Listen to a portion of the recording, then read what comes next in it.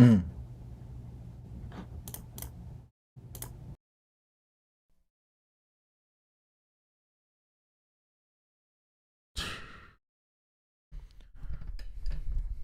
Hello, testing. Let me just get everything all set up here.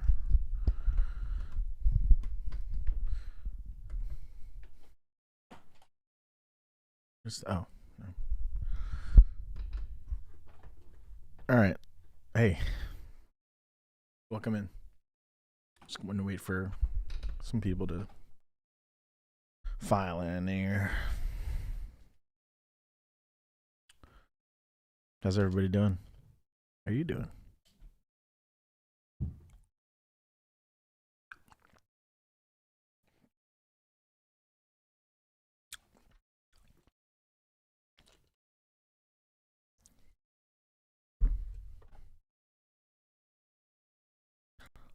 Let me just reconfigure everything here because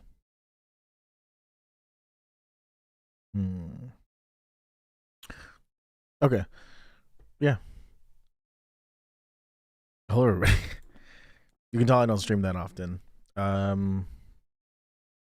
Because I'm kind of, well, I'm not that I'm unprepared, but I'm a little discombobulated. You may realize, you may be noticing that I'm a little late, later than I said I was going to be.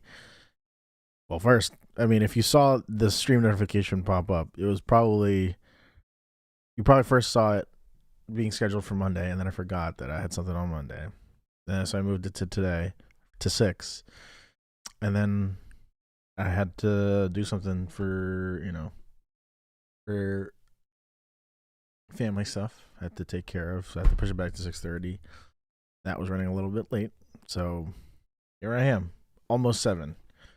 Good to see everybody. Good to be live and you know, I'm excited. I'm chill. I'm thrilled about all the cool stuff that's coming up, and I'm glad that people are enjoying the videos. I think people are enjoying the videos. I would say so. I would say people are enjoying the videos, aren't they?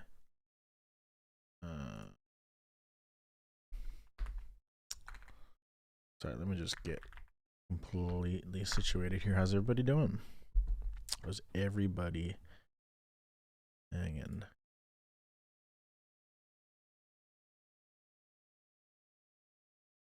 Good evening, Reed Richardson. Good evening. Uh, as you might be able to tell from the title, yes, we are going to be talking about some of the Steely Dan stuff that I've been doing, some of the projects, and just kind of hanging out for a little bit. It's been a couple months since I last did one of these. The last one I did was during the right after Time Out of Mind came out. That was a really awesome time. The VOD for that one is still on my channel. So if you're at all interested in seeing what I have to say and seeing some of the questions that I was answering on that stream, go check that out. Here, let me delete this pinned comment because it no longer needs to be pinned because I'm here now.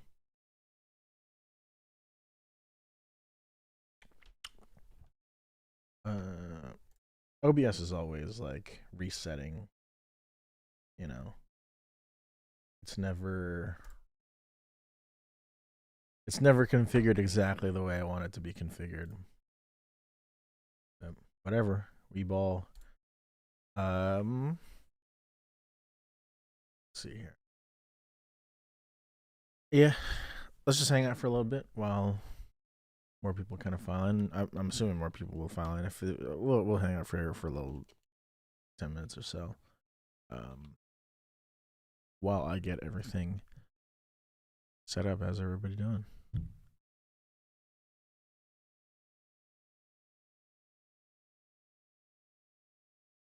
Should probably like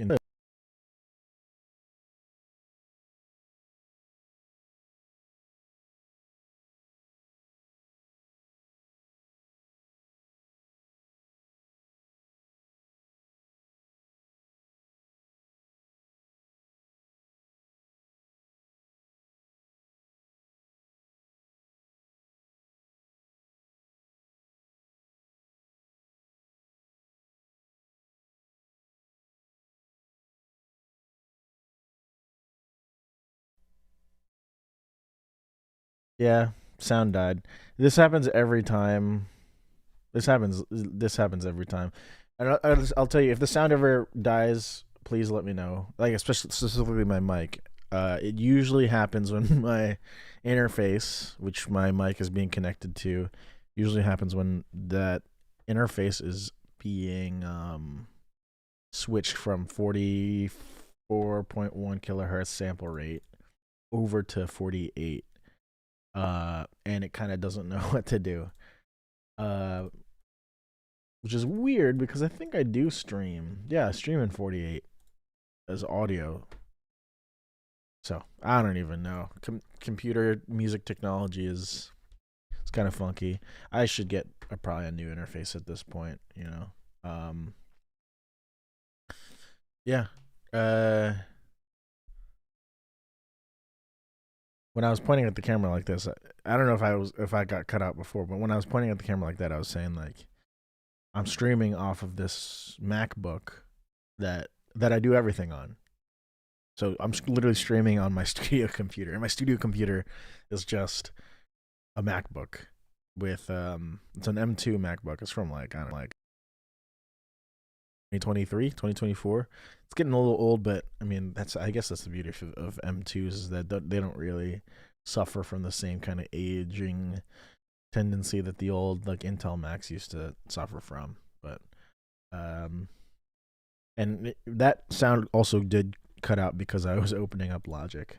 I was opening up the session of the thing that a very very very thing that we are going to be discussing today, which is my rival. Uh, does the Mac get hot during an audio session? So these are the Mac two. What I'm streaming on is the M2 Max. These are actually pretty good about temperature regulation. Uh, the big thing that audio production really affects is CPU performance. That's the number one thing, and the cooling on at least this Mac is good enough to be able to like avoid that. That being said, I keep my studio pretty cool. I keep it. I like to keep my interiors at around 67%. 67 degrees. Sorry, 67 degrees Fahrenheit. 67 degrees Fahrenheit. To me, that's the sweet spot. And you know, because of that, I've never really had an issue with overheating.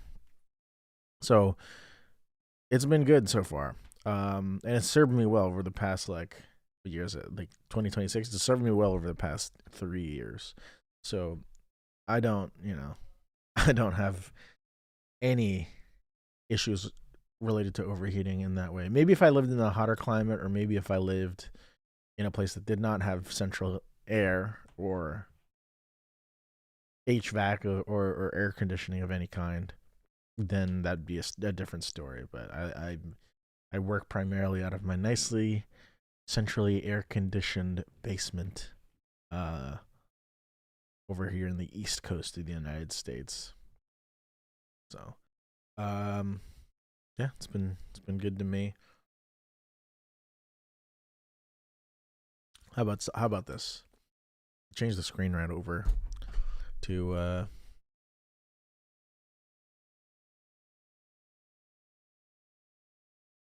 to the show you what I'm working with. Mm. Ooh, take a look at that. Look at this Logic session.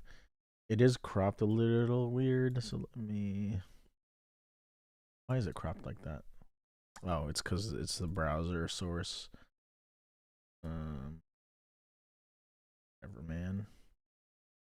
Let me just get rid of the crop on this. There you go.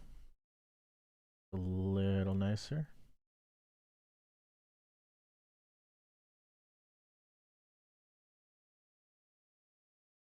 A little bit more information that you can see here. Wow, look at that. This is the session for my rival. or at least the survival, the my Minecraft parody.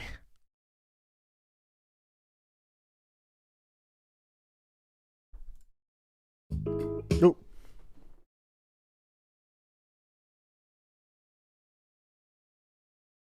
It looks like it is capturing the audio real nicely. Ooh, you hear that?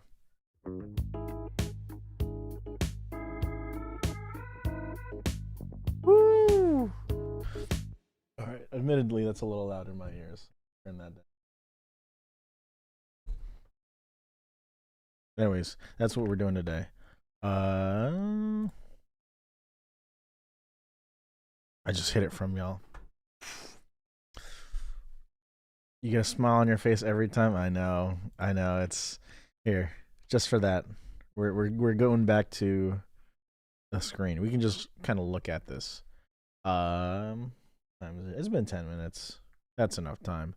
I can start to get into a little bit of this. Yeah, if you're watching, feel free to chime in about any questions you have about this session, any questions you have about me, questions you have about some of the stuff that I'm doing, some of the stuff that I've done.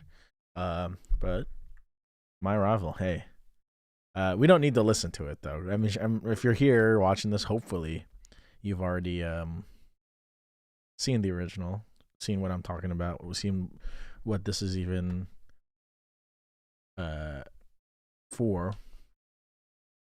But if not, go to my YouTube channel, where the very place you're watching it on, and you'll be able to see the full Minecraft parody. Here, I admittedly, you've caught me with my pants down, because I have a really, really bad habit of like not naming things right, or not naming things nicely. So here, I'm gonna name some stuff here. This is Wendell. Everybody say hi to Wendell. This is gonna be lead vocal. Yeah. The mobs were prowling near my base. They fell mid-pick repair. Ooh, you hear that? The face NL makes when he listens to your music makes you laugh every time. It's so life affirming. I love it every time.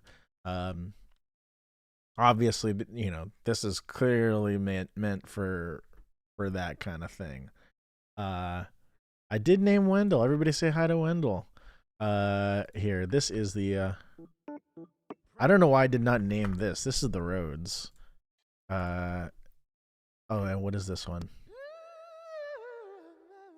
Ooh. What is this? I'll call this vocal riff.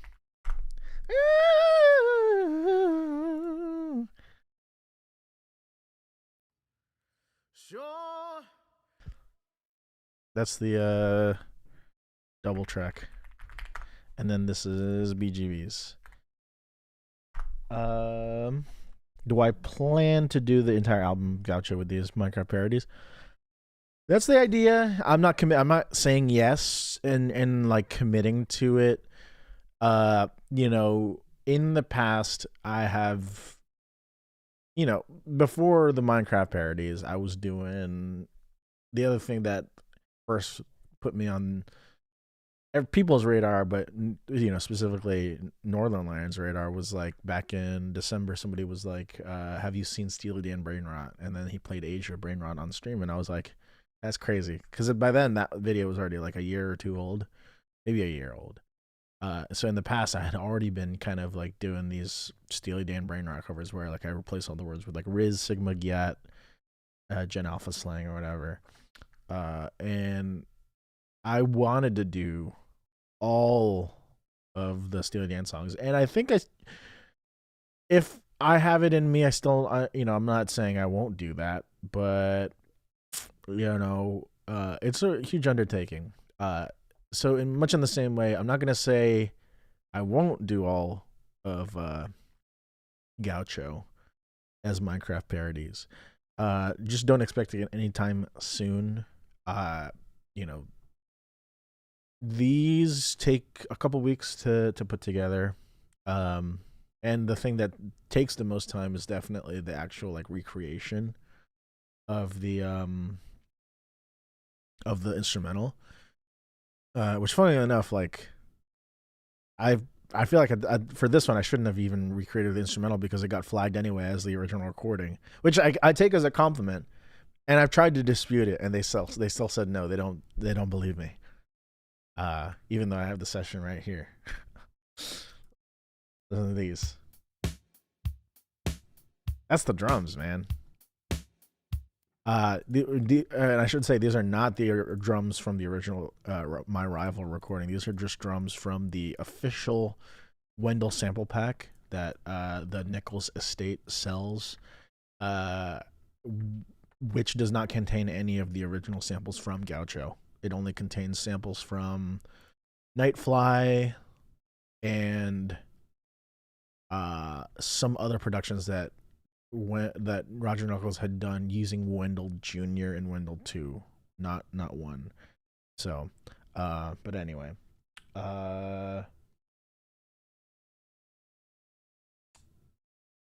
Creed, Brain Rot. Yes, that was a classic. I really liked that one. That was a classic one. Babylon Sisters parody. Again, like I'll get to it. If I did Babylon Sisters Brain Rot, what would the chorus hook be? So I did actually. Here, let's do a quick. Let's react to my own content.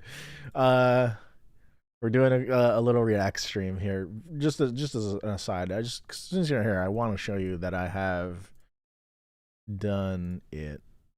Because I think it would be very funny.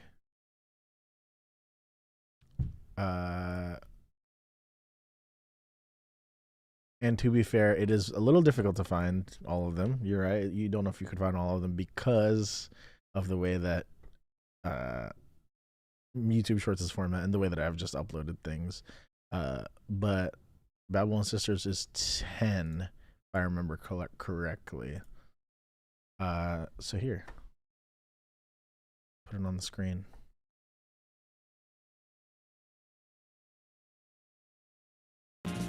Ooh, you hear that? Here, let me real funky here.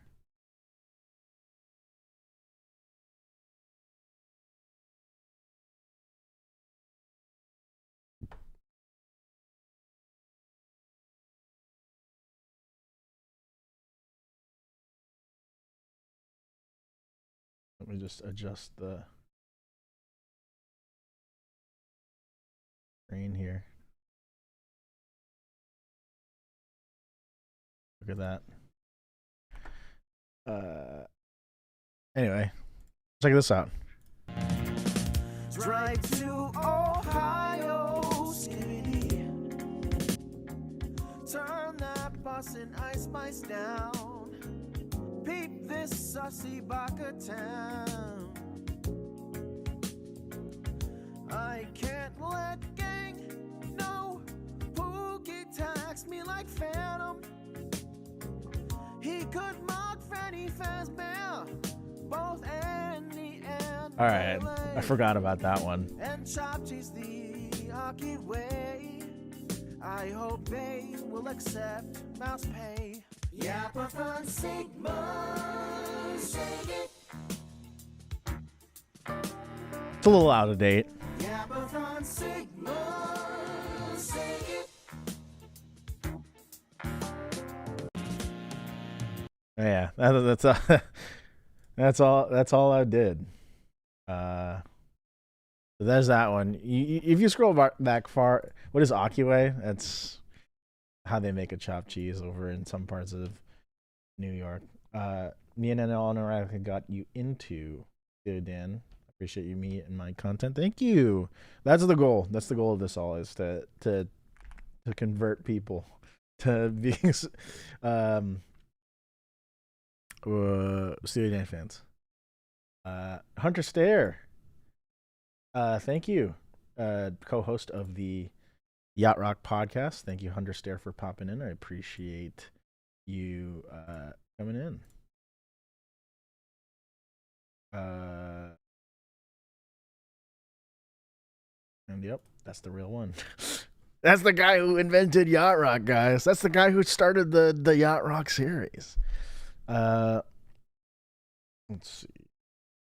Yeah, Aki Ways is just how they be making sandwiches over in the bodegas or whatever. I don't know. I don't know nothing about that though. I couldn't tell you nothing about that. Um, 'Cause I ain't from New York. You know what I'm saying? Is that how they talk? Uh, anyway, maybe I shouldn't have said that. Whatever. Never did. Uh, re fit this to the.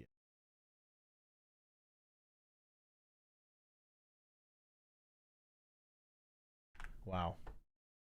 Look at that. Anyway, so that was a little aside, but we're in the age of Minecraft parodies now. Um, anyways, uh, this is the session. So little tour. Once again, I mentioned this is Wendell. We have already said hi. Uh, if you listen closely to the original recording, the drums and the hi hat, the main drums and the hi hat are Wendell, but there are real drums also on that recording. I don't know who's credited on that one off the top of my head, but they mostly play like the cymbals, which I've represented here with my trusty drum plugin, Superior Drummer 3. Uh, of course, this is like this is Elliot Shiner's library. If you don't know who he is one of the engineers on Asia and Gaucho, among others. But this particular library here is sort of modeled on some of the techniques that they would have used on Asia, although not exact. But it is supposed to kind of sound like the drums from that record. One of my favorite drum libraries ever, and I don't think that especially for the yacht rock stuff, I don't think I'll be using anything else. I think this has everything that I could possibly need. Um, Especially in the other libraries where they have like kick drums that have no reso head, which is like a super common thing that they were doing early 80s, late 70s, right? But of course, in this one, I've turned off all the heads and stuff because they're not being used. It's just all cymbals here, right? Yeah. And here, there's a ride cymbal. I don't know if this pattern is exact, but it's sort of just like following it along. I hope that that's not too loud. Um, let's see. So that was pretty much like what the drums kind of look like there. Uh, there's a vibra slap sample. That's this thing. I don't know I just had this sample on my computer. I don't know where it's from. I think it's from like one of the various like sample packs that I have. And it's not even a super dry vibra slap either. I just had it, and I was like, yeah, I'm not gonna buy a vibra slap just to play on this song. Same reason that the timbales are also programmed. These are just the stock Logic timbales, right? There's a little roll there programmed. Yep, more rim shots and stuff. It's not tuned exactly as it is the same way in the record, but it's a little hard to like pitch shift like acoustic drums to get them sound like accurate, Another roll there. That's another one. That one is more in the context of this little fill here near the end. All right. Clearly on the record, like whoever was on timbales is also did not was not just playing timbales. They had like the full like Afro-Cuban uh, setup in front of them, right, with bells, blocks, and the timbales, right.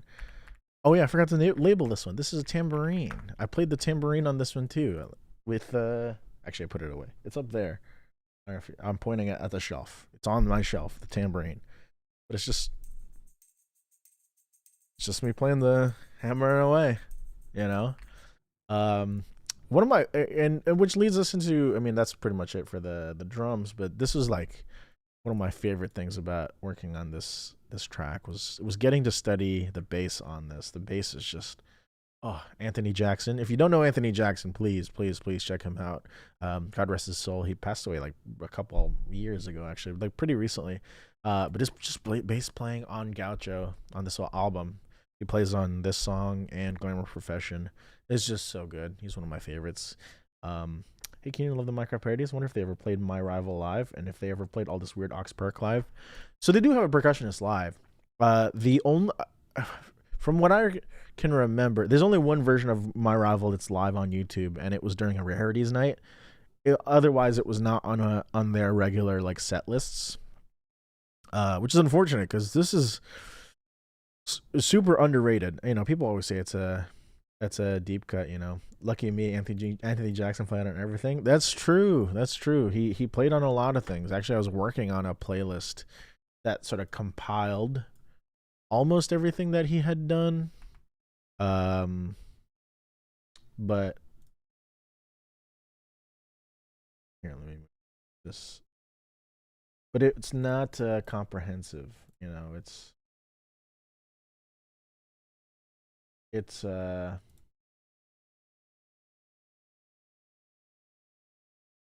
I'm adding a capture. My mistake. It's not super comprehensive. I wish it was though, because well, I say I wish it was as if I had no power to change it. When I get time, I will I will work on it. Uh, but you know, just to show y'all a couple of the big hits that he did in fact play.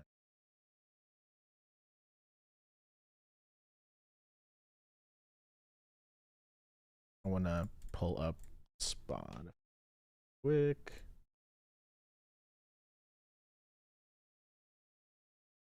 Where is this playlist that I made? Anthony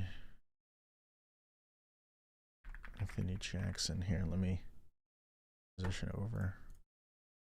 Don't mind this. That's me, my friends.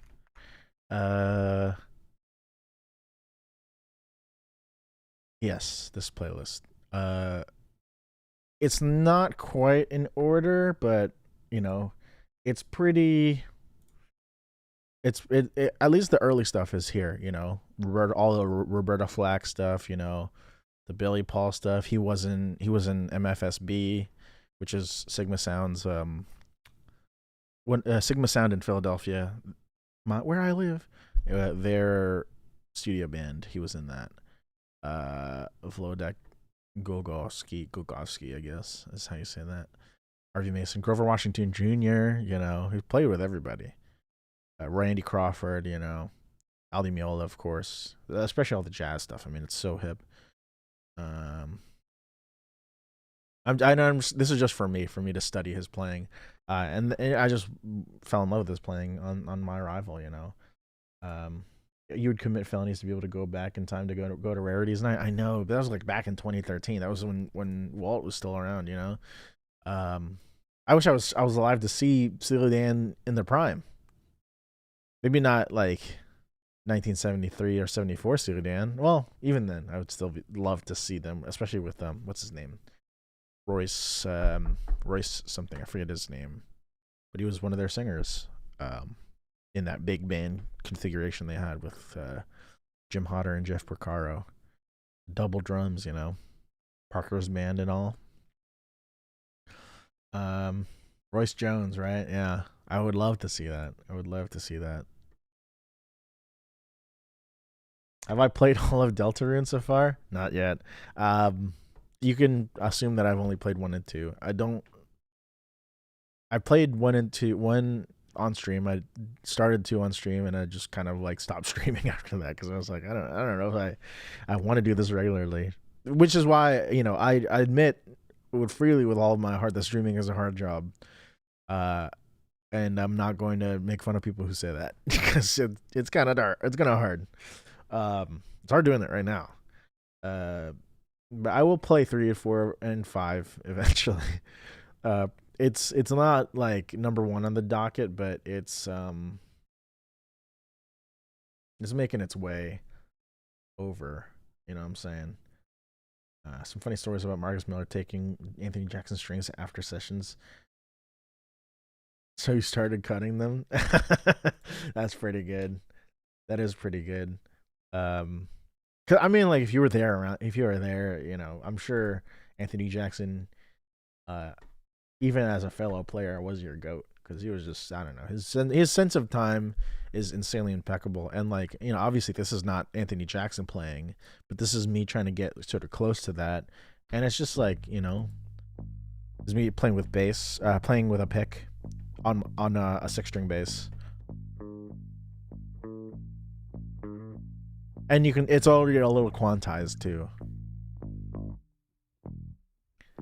But that's the thing, like Anthony Jackson didn't need quantization, you know what I mean? 70s New York sessions were cutthroat. Yeah, you're. I kind of wish, if I could choose, I would love to have, at least seen that. Maybe not. Maybe, part of me wants to have been a part of it, but also like, let's be real. I don't know if I would have been cut out for that kind of thing, Um,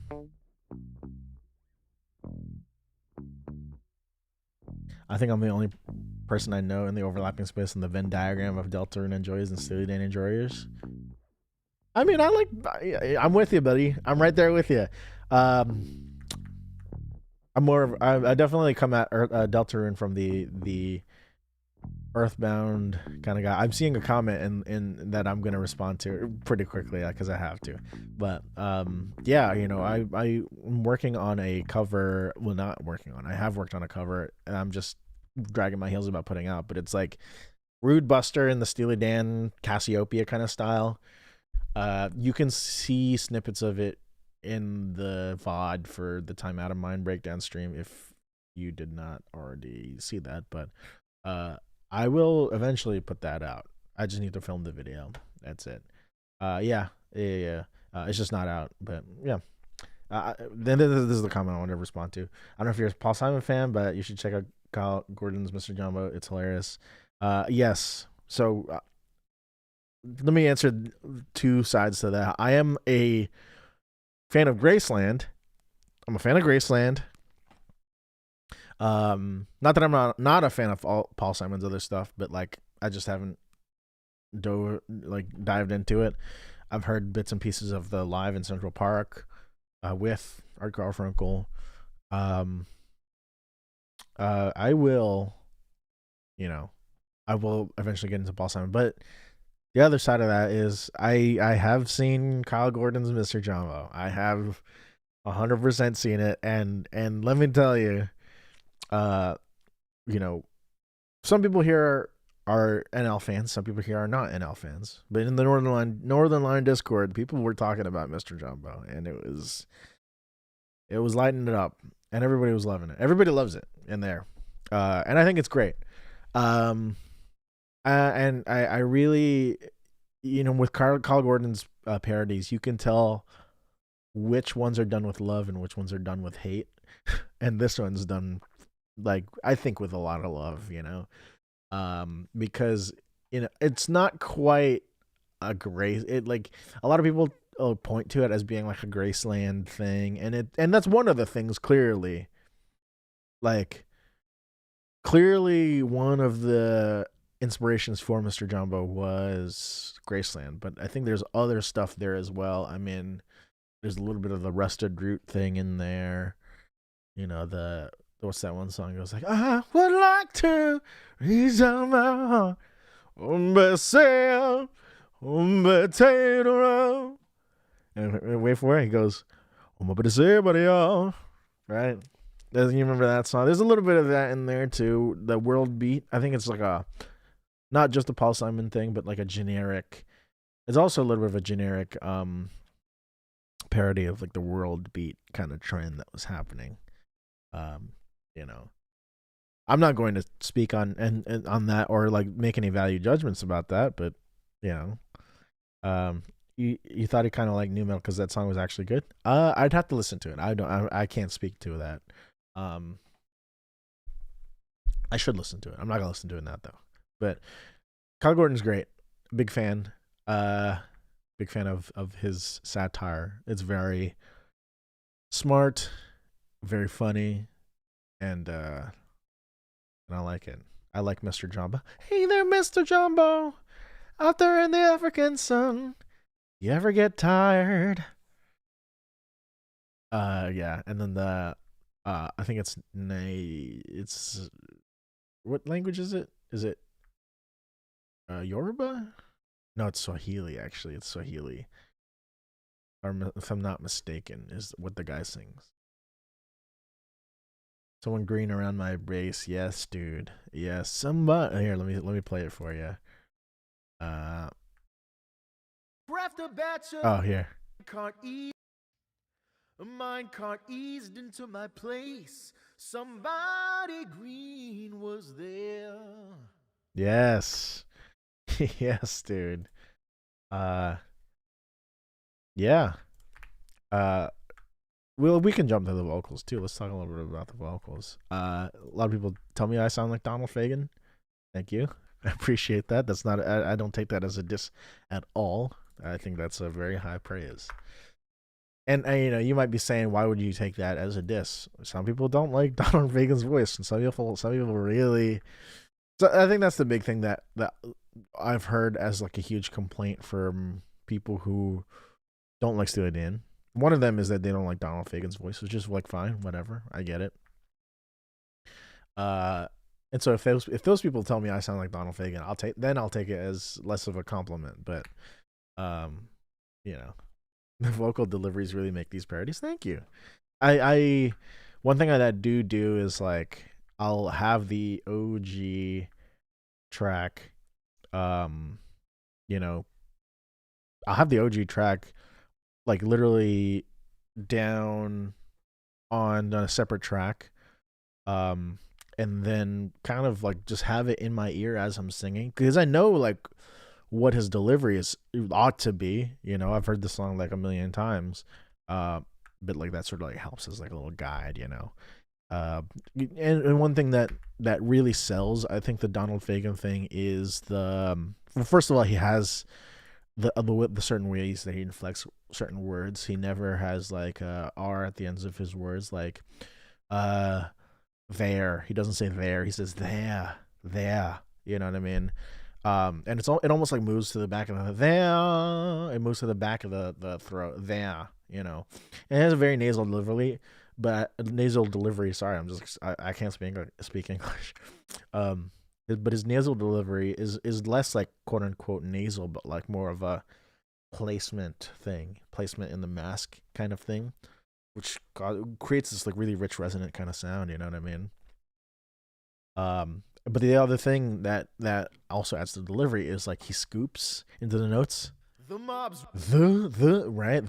mobs were prowling near my base. And then at the end, there's a fall. So it's very like almost it's kind of horn like in the way that he sings. You know, yeah, right, Hunter. Donald Fagen didn't like Donald Fagen's voice, but he got used to it, and that's the thing. Is like, that's how I felt about my voice too. Is, you know, he learned how to sort of dial it in exactly like in the way that he's sort of looking for, even if he didn't really like the quality of his voice. You know, and he has like such a, you know, this iconic kind of style where he kind of scoops into the words and he almost like starts vowels sort of like more sort of in the back of the throat, almost like, or maybe not even the back, but like sort of down to the bottom of the mouth cavity. You know what I mean? The mobs were prowling near my base. They fell mid pick repair. Right, and the pear, right? He doesn't say the pear, he says pear, right? It almost turns into a vowel. And it's been such a pleasure over the last couple of years, like sort of doing these Steely Dan parodies to really dissect not just Donald Fagen's voice, but everybody who contributes and dissect sort of what makes Steely Dan tick. You know, I love Donald Fagen's voice, but I love unique sounding singers in general, like Michael McDonald or Scott Stapp. Yes, yes, dude. Well, I just heard the news today. Yeah, I can't do it right now, but I used to be able to do it.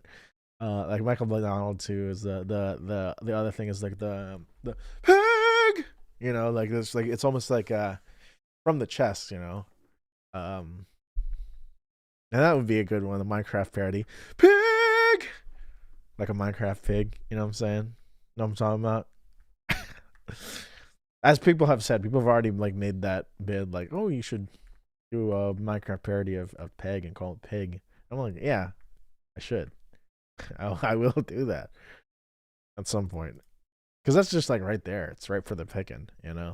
Um, Funnily enough, like a little bit ago, this reminds me now that I'm looking at this. A little bit ago, like somebody, so I made a cover of this song that was trending called Cheesy Michael, where this guy was like, sitting in front of a doorknob and just singing a song.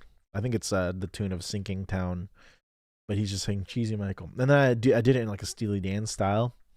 One thing people complained about was like, oh, you didn't double track the vocals. That's like, classic Steely Dan, which is true. A lot of classic Steely Dan is double tracked. Sorry. But a lot of Gaucho is not.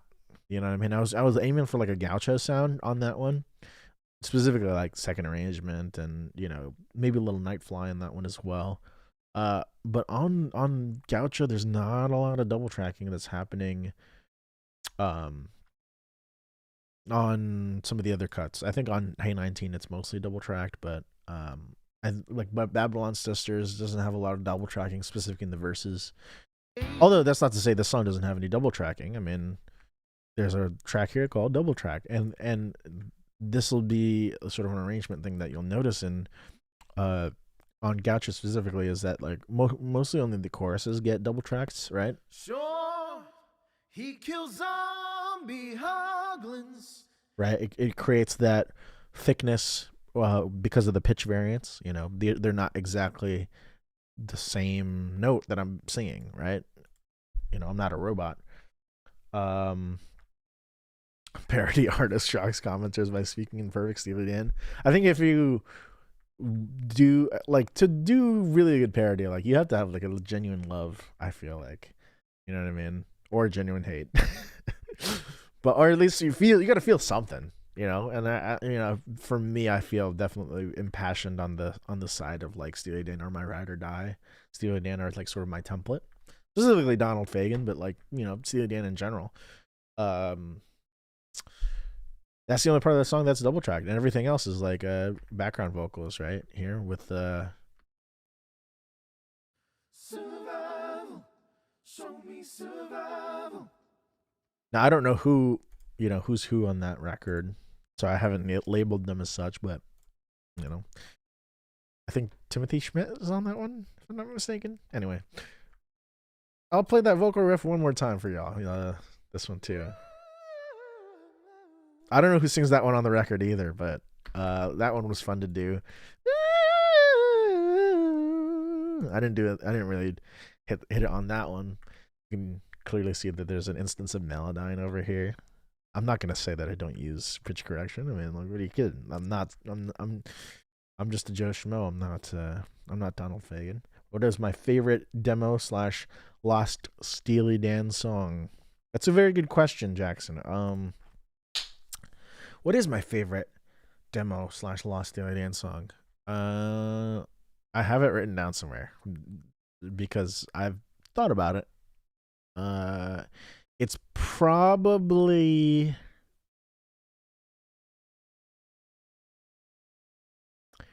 Coolie Baba. I think that's just the hippest track that never got put on anything. I'm a big fan of Coolie Baba.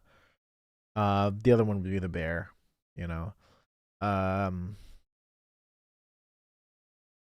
But I would love to hear like there's this demo out there that's floating on YouTube called "Stand by the Seawall" that I don't think is titled correctly because that's, if I remember correctly, "Stand by the Seawall" turned into the middle section of Asia. If correct me on that, but I would love to hear like the original version of that one. And of course, second arrangements up there. Second arrangement would have been my favorite, like 5 or 6 years ago. But I don't know. Not that I've soured on it, but I think it's just a little overplayed or a little overglazed. It's really good. Don't get me wrong, but I mean, Coolie Baba's right there. You know what I mean? What is that? My nom de voyage is McSween. I carry the proper papers. I seek the primal rhythm. I don't know the melody on that one. Rhythms of the bush. I preserve great moments as they come. And sure, this must be one. Something like that, right? And then Coolie Baba coming your way every Sunday. Live from nowhere. Something like that. I just love that chorus where the thing like thing. It's so good. I love that. Yes, Coolie Baba was, I think, nearly finished. I think horns just didn't get done. Horns were not done on the last demo that are circulating, and the horns on Michael what's his name, Michael Kaplan's version are from the Anthony Robustelli album. They're like extracted from that, but I don't know who the arranger on that record was. It's definitely not like the OG arrangers. Like it's not Tom Scott or Rob Mounsey or anything like that. But I also do love the bear. Sir, I parked my juggernaut at your gate. 15 miles and miles and I'm feeling great, right? There's a bear that walks like a man. Better shake him fast. Better hide yourself if you can, 'cause he wants your ass. I believe you'll do quite well, but only time will tell. If you got the bear, or the bear got you. Right? I love that song so much. That's like another great one. Epic Sipe. Oh, I just got here. What is? I haven't gone through my vocal chain yet. That's a very, very, very good question. I really also real quick before I get into that, I really wish that Kind Spirit had finished lyrics. I do too. So I ended up like writing lyrics for it like a while ago. In case I wanted to do like a like my own like Lost Gaucho cover project, which I might still do, but I don't know. That's like a huge undertaking that I wanna, give the proper attention to, proper care. So I have a version that I've like written lyrics to the little na na na na na na na na whatever the melody is, na na na na na. So yeah, but let's go over the vocal chain real quick. Yeah, writing lyrics to Kind Spirit. Every Steely Dan fan has that moment. I'm like, oh my gosh, you just trawl through like all the songs that they've written on like BMI or like Songview or SteelyDan.nl. And I'll mention SteelyDan.nl. If you're an NL fan and you're also a fan of Steely Dan, like you gotta know about SteelyDan.nl. It's not related to Northernlion at all, but it's you gotta know about this website. It's just one of the best places to find everything Steely Dan from the fans' perspective about all their songs and stuff, right? But anyway, vocal chain. Vocal chain is very, very minimal here. I don't believe that I used accurate, like it would not have been like accurate to the actual what Don would have used when he was tracking, because I don't know if you see, Don did not use a 7B. I think he used like an 87 or something like that. He used some kind of like a Neumann U87. And I think the compressor on his vocal is a DBX 160, which I didn't use on vocals here. I think I used that on some of the drums. No, I didn't even put a compressor on the drums, which is, I guess, accurate because they didn't use compressor on Wendell on this one. I don't think they did anyway. But this is, close enough. It's a very similar chain anyway. 1073 emulation. This is like just for the EQ. I don't think it's really doing anything to the signal on the preamp stage, but it's definitely doing something to the EQ. And so this is what sort of the EQ looks like. Preamp's not really driven or anything. I don't have the high pass on. I do have like a low shelf sucking out, like whatever 110 is. But again, this is like a 1073 emulation, so these are not going to be super exact. I don't believe they might be. I don't know how Waves decided to do their 1073 emulation. I haven't read the documentation or anything, but most 1073 emulators are pretty, they do pretty much similar things. As you push the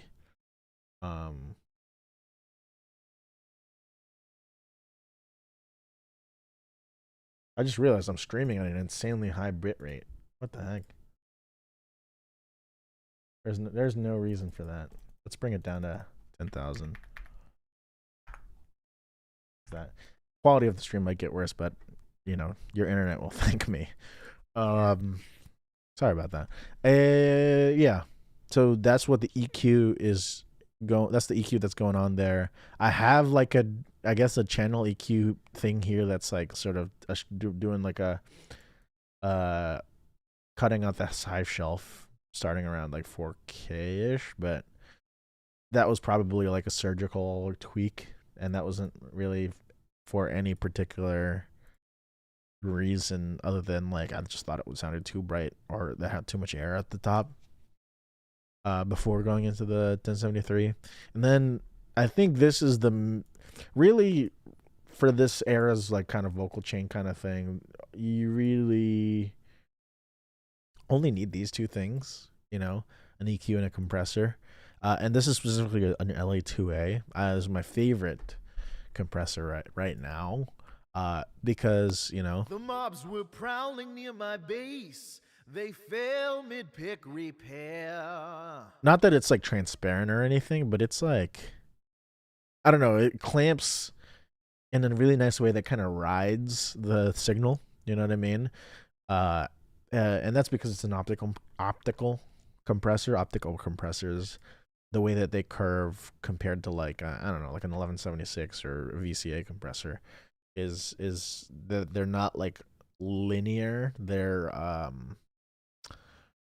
logarithmic, I believe, in the way that they clamp down. So what that means essentially is when the signal hits it past the threshold, which you see this needle moving, that's it hitting the threshold. When it does that, when it releases, it's like a sort of not just like a linear release down. It kind of like starts fast and then ends slow, right? It's kind of slopes down like maybe exponential is the word, logarithmic. I don't know. I'm not really a math guy. But yeah, that's why I love the opto compressors. I love the LA2A, and I think that for that reason, the way that its behavior is, the way that it releases, is really, really good on vocals. I think it really makes it smooth. It's really good on stuff that's like has a lot of variance, like rhythm guitars. Obviously, I just have a stock Logic with the opto on this one as well. My regular show Eleanor Rigby parodies peak. If I ever decided to do a full yacht rock style cover for Eleanor Rigby, I imagine it would be phenomenal. Good work. Thank you. I appreciate it. Nimbus the Limitless. I really, really, really appreciate that. I might, I still have the instrumental. I could just do like a real version of it. I think that would be great. If you all are watching, you haven't seen that one, it's on my YouTube. It's a cover of Eleanor Rigby, but it's a parody and a regular show parody. Although I spent a lot of time on the instrumental. I must say it's a really nice instrumental. Go check that out. Would I consider using a remiking plugin? What UAD offers, given I'm running a different mic? Um, maybe, maybe. I mean, all assuming that is because I'm not really familiar. Hold on, UAD remic, like Sound Cities. Uh,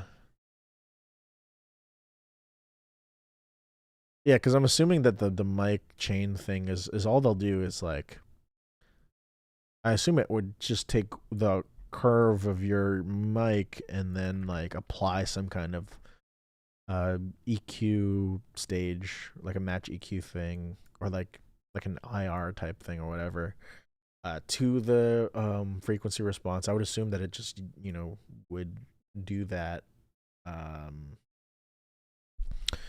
uh to like because all let's be real, the biggest thing that affects them that is different between mics is the frequency response. I mean, that's really the big thing. Past a certain like price point, once you like anything that's more expensive than like 57 is like an SM57. That's mainly the difference that you're getting. Polar pattern, of course. But besides the point, I'm not talking about the scientific part. I'm talking about more of the artistic and the results that you get when actually creating a song, and not like the results that show up in like numbers and REW or whatever. I will check that out though. I will check out that plugin because I've seen that plugin before. I see it on sale all the time whenever like UAD does their like you can pick 3 plugins, and I have like an inkling to purchase a new I don't know, compressor that they have. Although I think I pretty much bought all the compressors I would really want from them. I have, their LA2A, their 1176s. I have their distressor. I mean, and the DBX. I don't think I really would use anything else. Uh, Plugin Alliance, yeah. Plugin Alliance. They got great deals. Ever think of using Delay Llama? Do they have an audio unit version of that? Because as far as I know, like Delay Llama is like only a DLL VST that people use on like FL. Yeah, I'm looking it up right now. Oh, I guess they do have an audio. Well, no, it's just VST. No, it's not an audio unit. There's just a Mac VST, which I mean, like, who uses those? No offense, just kidding. Full offense. Someone did make a Dalai Lama remake though. I'm seeing here on KVR Auto. KVR Audio. Monk synth, huh? Is there audio unit? Oh, there is an audio unit version of it. Okay. Maybe I might use Delay Llama.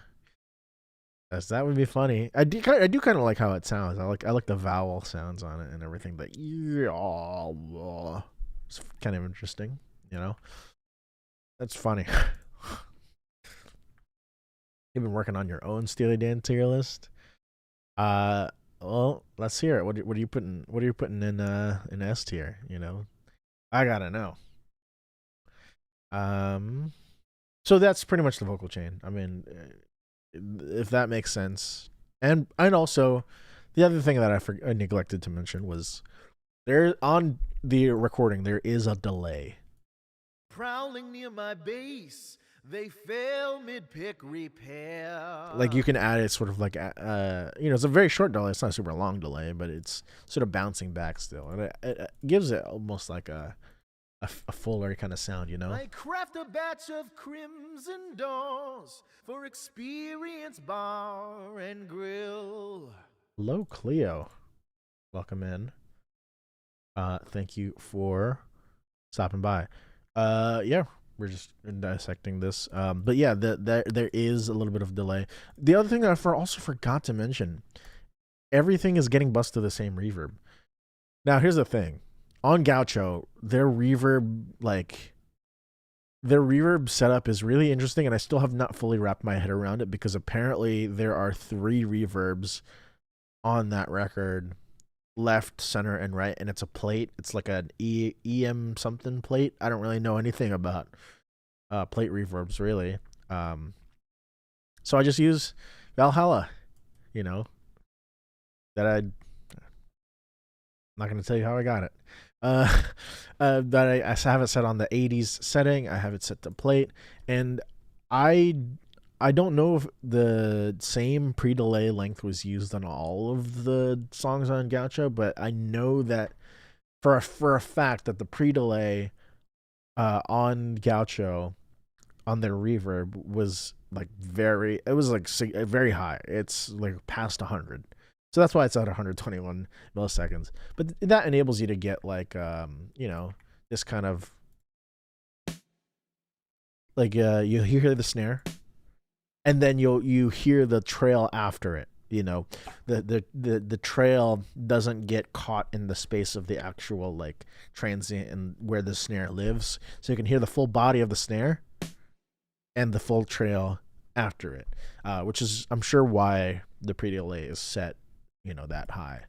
Um, and if you're a producer and you're working with reverbs and you don't know about the pre-delay, there's your easy trick to make your tracks sound less muddy, because just increase your pre-delay if it sounds too like washy and reverby. Because if it's too washy and reverby and you have a reverb, it means your transients are being overpowered by everything, right? And so that's the reverb that I'm using on everything. Everything is getting bussed to that same reverb. You'll notice that because I have also noticed this. I think that the routing on the reverb is like it's pre-pan, because this organ thing, it's present in the reverb is stereo, or actually I think this is an easier example. On the recording, that reverb is fully stereo, even if it's panned. When I'm making a Minecraft parody, how to decide where I'm gonna take the song in the context of the Minecraft theme, I'm gonna be super super honest. I just kind of like improvise it from so what usually happens is, if there's like a really good hook, I'll kind of write the song around that hook. So although for My Rival, this one kind of like was pretty self-evident to me, because I was like, you're probably going to be singing about another player. You know what I mean? I'm probably going to be singing about somebody who is better at playing Minecraft than you, right? you know? But, other than that, like for Time Out of Mind, like, I just kind of was, there's not really as much of a coherent story on that one. The only thing that ties everything together that I said is I said I was going to kill the Ender Dragon. And so because I had the tonight we slay Ender Dragon, that was sort of like the crux of everything, right? Everything sort of revolved around that one phrase. And so that's pretty much how I decide like what the song is even going to be about, is that there's like a one line that I'm like, oh yes, this has to be in the song. And so you want to make it make sense in the song. You want to make it, why am I saying that particular line? You know what I mean? Why am I, for example, in Survival, why am I saying they fail mid pick repair? You know what I mean? They fail mid pick repair. And that, I started with that line actually first, because I was like thinking of like something. There's got to be a really good kind of turn of phrase that maps and scans to the smell of the smell of prickly pear, right? There's got to be something like that. So and that, because when I came up with they fell mid pick repair, then I had to ask myself, who's they? Who's they? Who's they? Right? And so in the song, they is mobs. The mobs were prowling near my base, and that line came about because I was like, what's the important word in the wind was driving in my face? Driving. Um, what's another ing word that talks about how mobs move? Prowl, I guess. They kind of crawl around. Um, and that sort of like puzzle piece method goes throughout the whole thing. I did that with time out of mind, and I did that with survival. Um, so that's, I mean, hopefully that makes sense. you know, that's pretty much how that comes about. Um, of course, my rival is really known for the guitar parts and stuff. Um, this Hiram Bullock part, so it's kind of genius, right? Because this is the beat.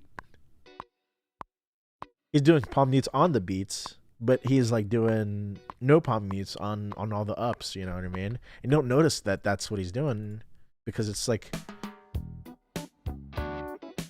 it fits in the context of the song, and it almost acts like a drum, right? I think the hard part of parodies around one game is not retraining ground, and I have a hard time coming up with a variety of ways to parody around Minecraft. I nailed it. Thank you. Well, I mean that's the thing that you have to gotta get yourself out of is that I think I never really ran into that problem because you don't really start with the premise. You start with the rhymes. You start with the way that the song, you start with the sound of it first. You know what I mean? And when you start with the sound of it, it takes you to different places that you might not naturally go, because when you start with the sound, you're kind of forced to sacrifice some things and forced to keep some things. You're forced to use certain words. You're forced to put yourself in a situation where, like, what's a word that rhymes with, I don't know, the original thing. What's a word that rhymes with that? And you start thinking about Minecraft rhymes, right? And that's a big reason a lot of why Time Out of Mind was. One commenter noticed that it uses a lot of like really recent Minecraft things, and that was because I was looking for certain words. You know what I mean? And it just so happens that a lot of the words that fit in that song are pretty recent. You know what I mean? Like stuff this like singing about concepts that would have never been sung during the golden age of Minecraft parodies. You know what I mean? Like singing about piglins and like in survival, I'm singing about like zoglins. I call them zombie hoglins because it fits the show. He kills zombie hoglins. They like that that sound, the of Jolly Roger. I felt that was like super important to keep Jolly Roger. And it could not. There's no way that it could be any other vowel because it wouldn't sound as right. You know what I mean? It couldn't be what's something another Minecraft thing that sounds like a Jolly Roger. Sure, he's a chicken jockey. Right? That's not. I mean, that's kind of funny, but it doesn't. It doesn't have the same. Shall we say? Roll off the tongue. You know what I mean? It doesn't have the same kind of thing. You know. And that's like what you want to prioritize, I think, for if you want to do it the way that I do it. When you make a Minecraft parody, you think less about the concept as a whole and think more about the way it sounds. Think more about the way that it kind of comes out of the mouth. Think more about the way that it kind of flows, and then you then have to do the difficult task of, okay, now I have these like words that I'm putting in specific places. How do I string them all together? And that in and of itself is a challenge, but it's a fun challenge, and I think helps lead to create novel ideas. It creates a novel kind of concept for a Minecraft parody. You know what I mean? I can't think of another Minecraft parody that does things the same way, as I've done on these last two.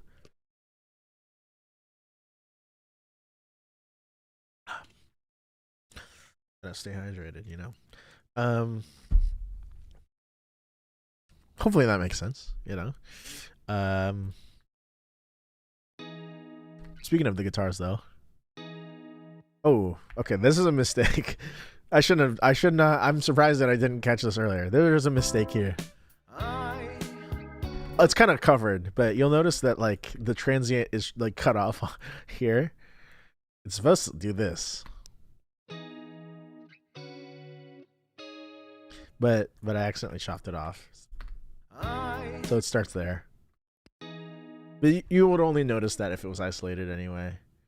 So I'm not that pressed about it. Tico, hi Keenan, did you make the Minecraft world specifically for the video? It looks nice. Thank you. I did not make it specifically for the video. It's the same world that you see in both Time Out of Mine and Survival.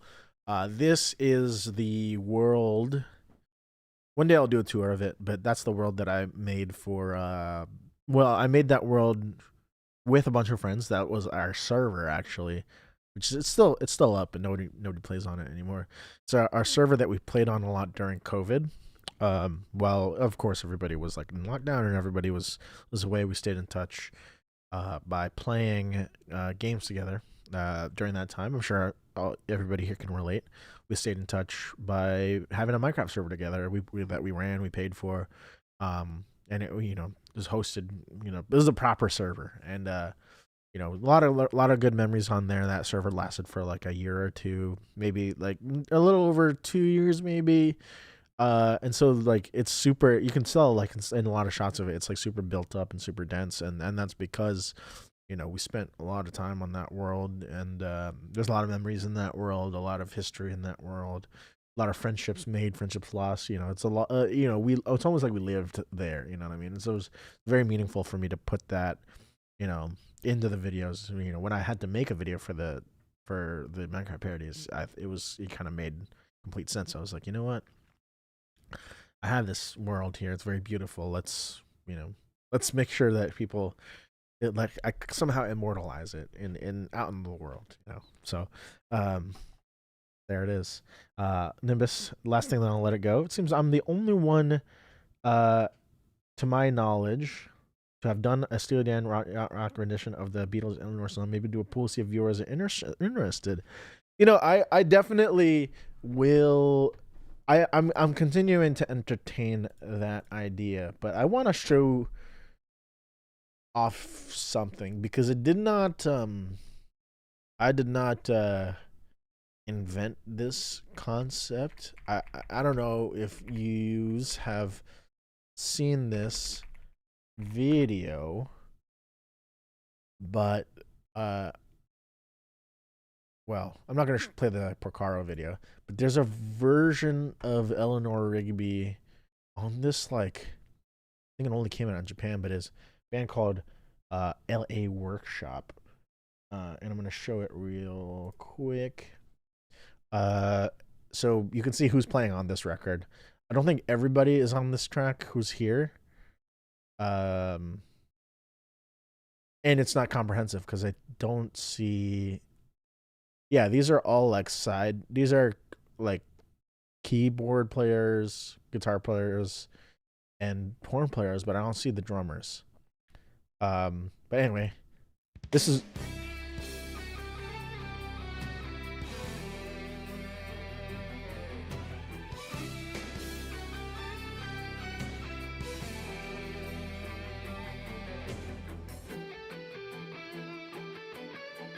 Sound familiar? Obviously my version's a little different. Mine is a little bit more Steely Dan. This version's a little bit more like, I don't know. Yeah, a little bit more Castlevania, a little bit more orchestral. But my version really took a lot of cues from this version of this tune. And like, and this is Steve Lukather playing the melody, right? Steve Lukather, of course, of Toto, of Thriller fame, Right, this kind of like halftime thing.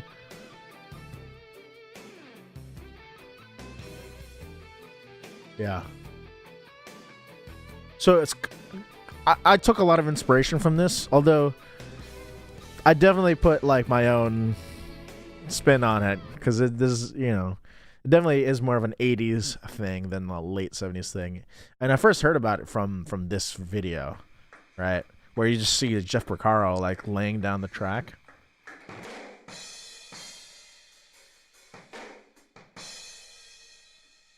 And he's reading the chart on the left here, you see?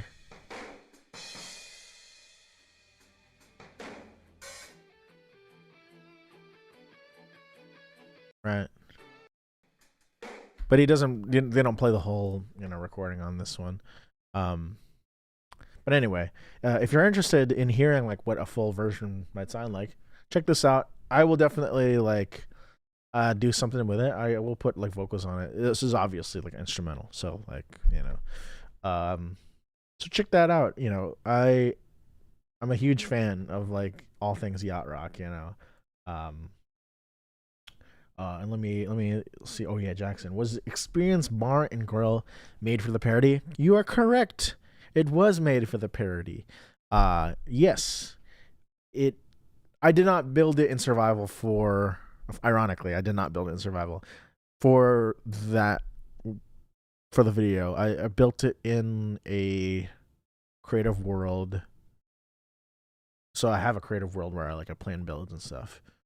And then I saved it with World Edit as like a schematic, and then I brought it over to the server and pasted it in.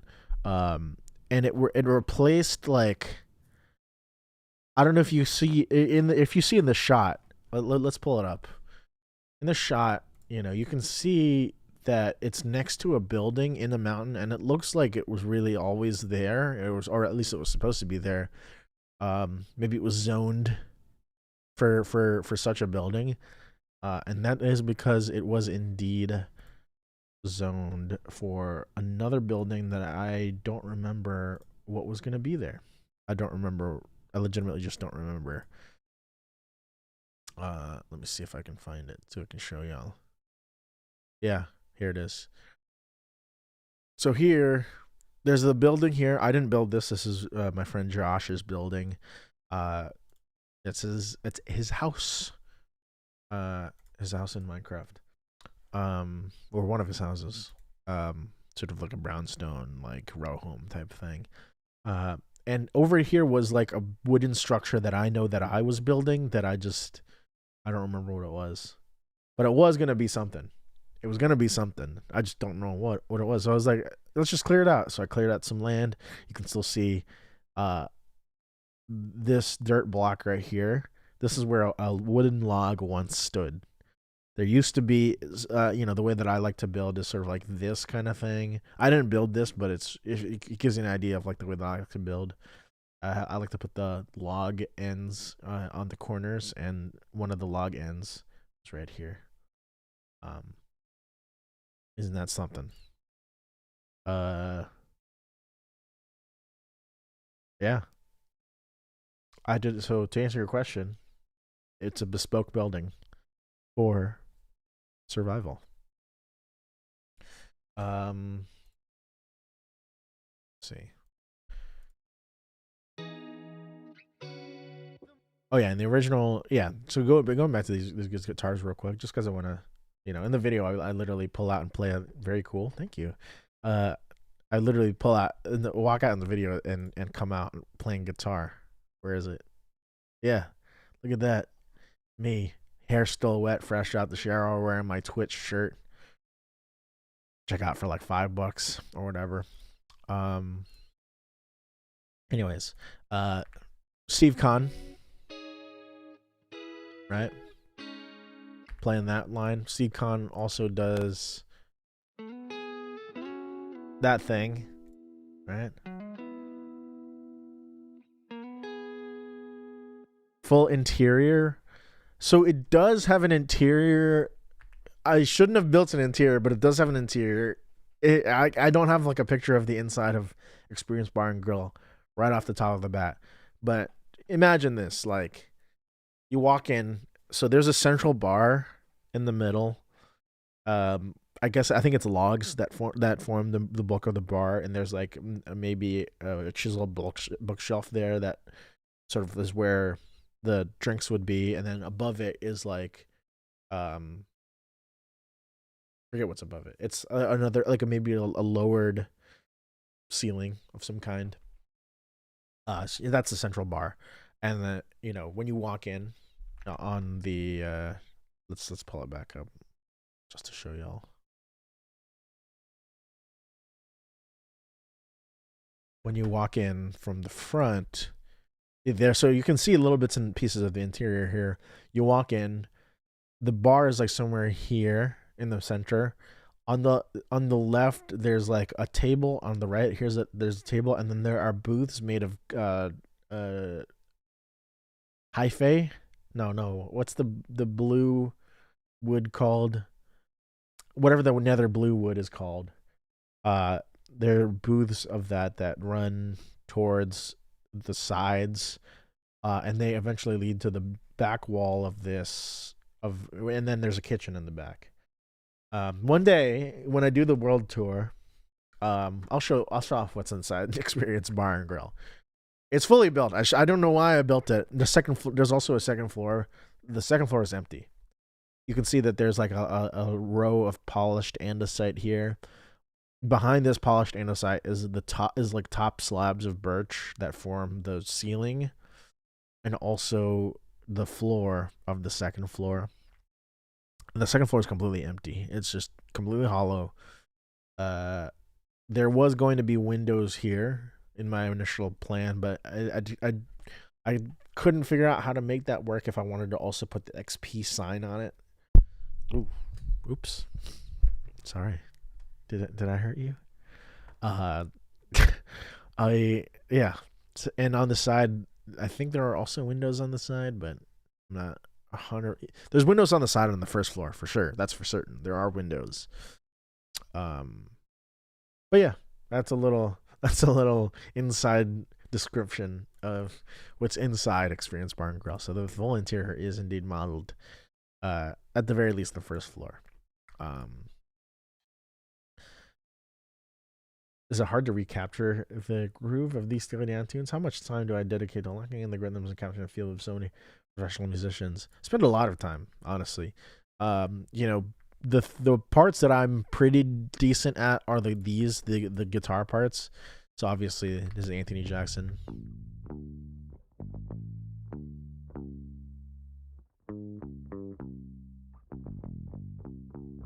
Right, that's like not that difficult. These rhythm guitars, this is Hiram Bullock's part. And I'm a relatively experienced guitar player. Like I play a lot of sort of session stuff. So this isn't too bad.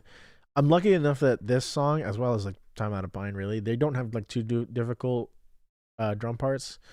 The thing about Wendell though is let's take a quick look here and zoom in.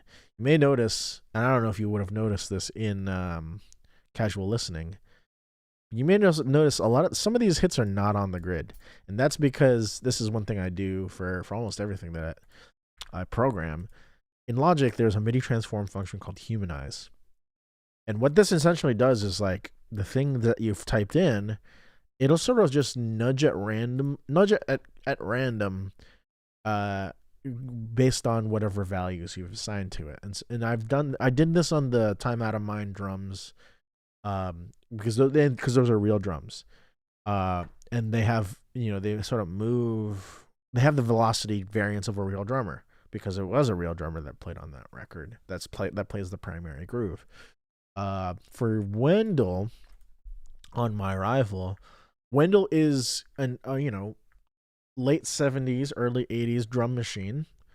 And so it's going to be much more precise.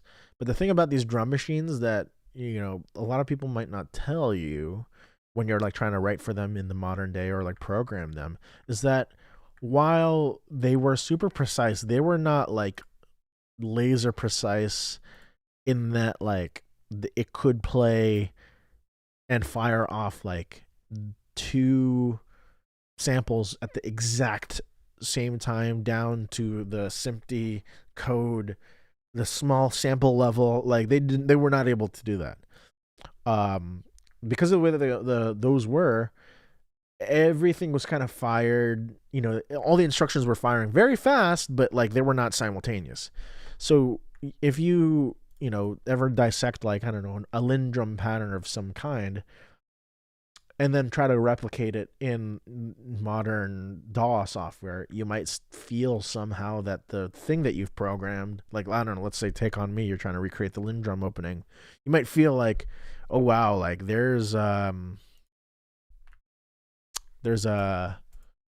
my version feels too gridded. It feels too stable, sterile, and that's because it's on the grid. Whereas in reality, these drum machines were not like 100% locked to the grid. You can see right here this hi hat, this snare, and this bass drum. They're not firing off at the exact same time. They're actually like flamming. You know what I mean? Um, and that gives it some kind of that gives it a certain granularity. That gives it a certain humanness to the groove that I think is super important to groove. You know, I think it's an often neglected part of groove.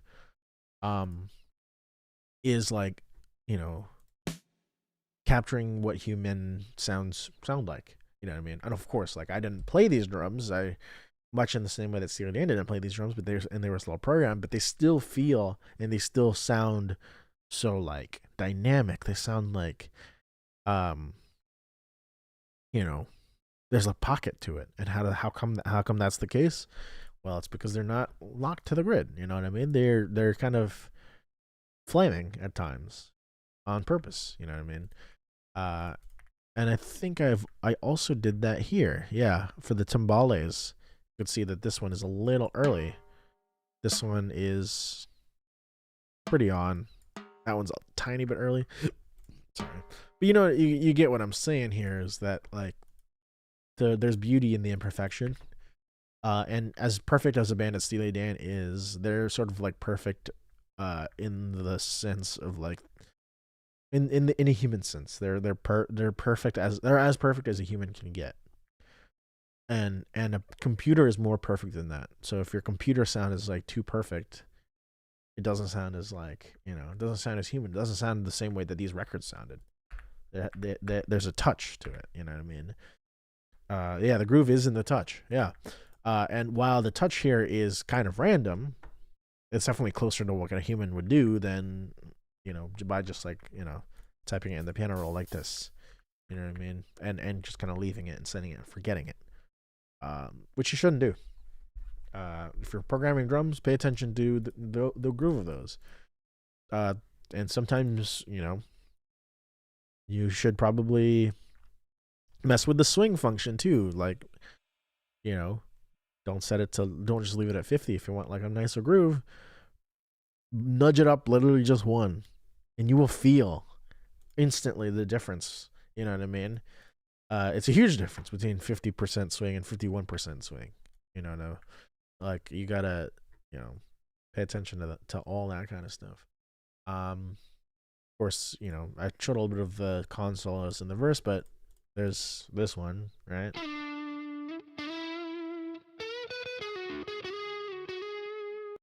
And if you want to know what the guitar thing that I'm running there is, the guitar chain is Archetype Nolly X. Yes, I'm a gent kid. I use gent plugins, metal plugins for the Steely Dan. But it works because this is like sort of a low gain, well, mid gain kind of thing that you can push, and it has like a nice fuzziness when you push it. But it still has some nice top end as well, which is how the original solo sounded, you know. For this core, yeah, for everything else, it was Archetype Corey Wong though,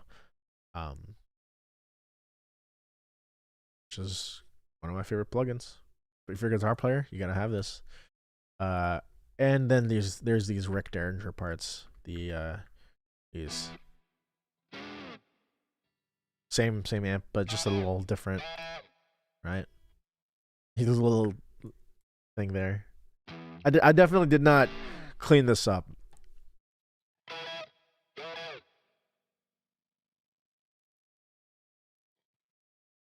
You can hear me touching the guitar too. And the same deal. at the end where Rick Derringer's parts come back. Right.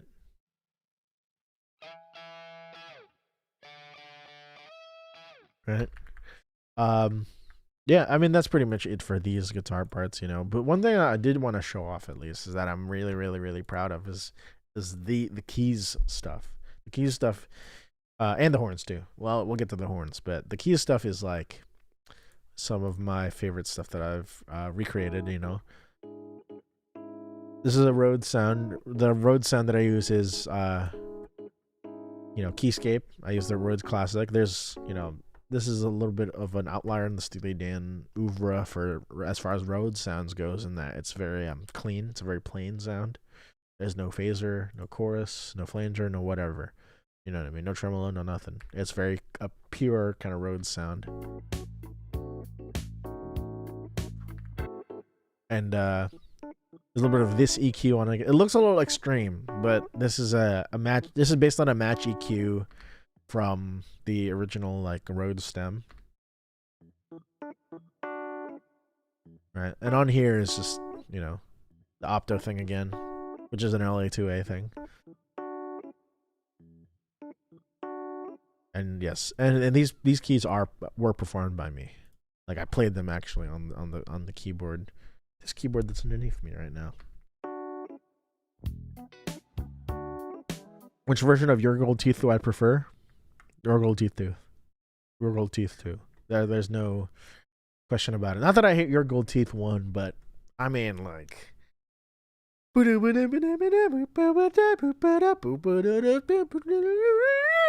like sorry, that sounded crazy. That must have looked really crazy. But just Denny Dias, Denny Dias. And it's just like so swingy too. It's like it's their jazziest song, and not just jazzy as in like a descriptor. I mean, it's their song that's the most in a jazz feel. It's in a jazz waltz for the most part,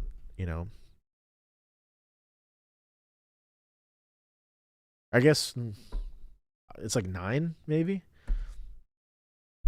How'd you get the Strat sound for my guitar with a Tele? I don't know. I mean, I don't think it really sounds like a Strat. This one. So this is the neck pickup. If you're talking about the leads, it's mostly the amp.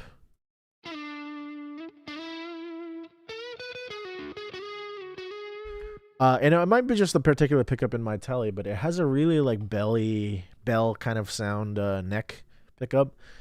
I mean, I think everything I've played on here besides these Rick Derringer parts, the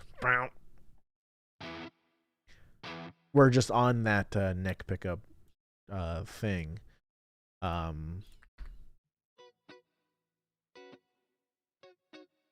Yeah, it's definitely more of the Tele kind of thing, and I think that would have been accurate to what they were playing. I don't know what Hiram Bullock was playing, but I know that Steve Kahn at the time, I believe, was playing a Tele. But yeah, for the solos and stuff, that's Archetype Nolly, getting that like scooped kind of thing. This amp, when you mute it, I think that sounds a little bit more like a Tele without the amp,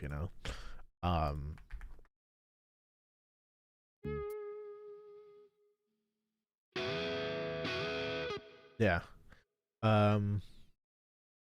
The other thing that like a lot of people, the other thing that is like the most iconic part of the song is the beginning, right? Right. The organ here. This, not that this took forever, but it took me a little bit to really dial it in on because this is the only organ plugin that I have, and I don't think I would need anything else. Like I had to kind of find like what the exact speed is, and I was like dialing in the speed of this, and I think they do change speeds here throughout the tune too as well. There's like this on the rotors are fast on the Leslie on this opening part, and also you don't really hear the click on the recording, so I tried my best to like not have like such a clicky organ kind of sound. and then slow drawbars for this part. Right, wow, wow, wow, instead of the wow, wow, wow, wow, wow. Then, right, again played. Still a little clicky for my liking. I wish it was less clicky, but and then these things, I couldn't for the life of me figure out what these things were, because on the recording, like there's like a certain sound to it, and I just if when you hear it by itself, it's a little hard to pinpoint. I don't even think these are like super accurate to like whatever the original instrument is anyway, because I really don't know what the instrument would have been, because it's so like woody sounding, it's so like hollow sounding. So, but I kind of just settled on, I guess it's an organ. It has a little bit of the timbre of an organ, but like I really had to do some EQ work to get it more or less that kind of sound. You know what I mean? And also the way that it's acting in the stereo field as well is like really interesting, because it's, uh, I think it, yeah, the on the it's delayed a little bit on the right channel. You know what I mean? It starts on the left and then moves to the right, but it's like such a small moment of time that like it's a little almost indiscernible. Like if you're not paying attention, you just will sound, oh, it's a very wide kind of sound, but almost like a stereo delay kind of hack that they're doing to create some width, right? And this, yeah, I was very proud of how that came out. You know what I mean? Um, and lastly, I think that in terms of keys, like this part here, this Lyricon part. Obviously, I don't own a Lyricon. I don't think I know anyone who plays a Lyricon. Uh, I don't know why I got in the mic like that.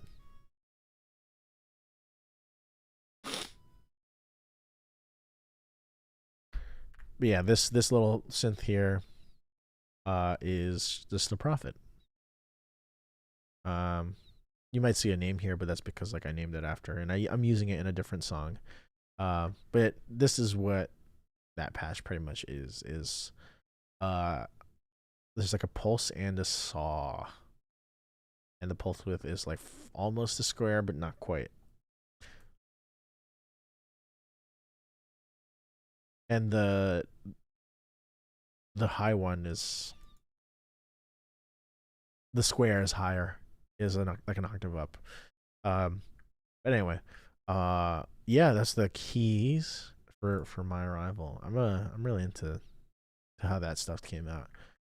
And you know, when you talk to Steel Dan fan, the other thing that they'll bring up about the song is just like the horn writing. The horn writing is like is unbelievable. You know, well that didn't come out right. Uh, right.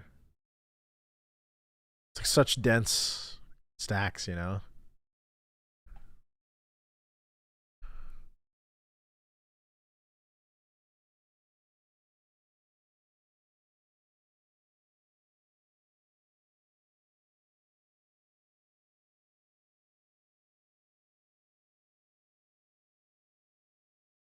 Hello.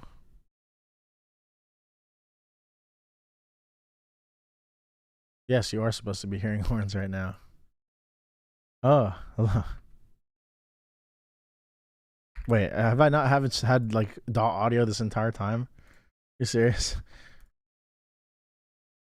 Uh, that's very strange.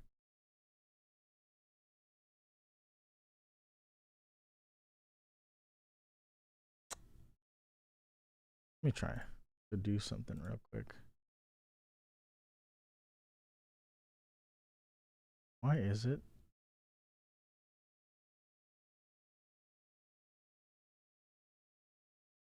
Capture 2.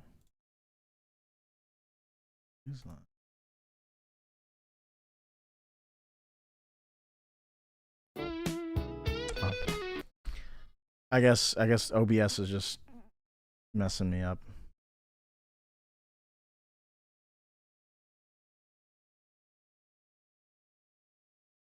Oh yeah, I think I missed your tier list thing. I thought I saw you unsent it or whatever. Oh yeah, oh Seabat and A tier, yeah. Top three Razor Boy Bad Sneakers, Caves of Altamira. Caves of Altamira is an all timer. Caves of Altamira is, in my opinion, their best song. At the very least, it's my favorite song. Um, yeah. At the very least, it is, my. Wait, what's happening here? The articulations are all messed up.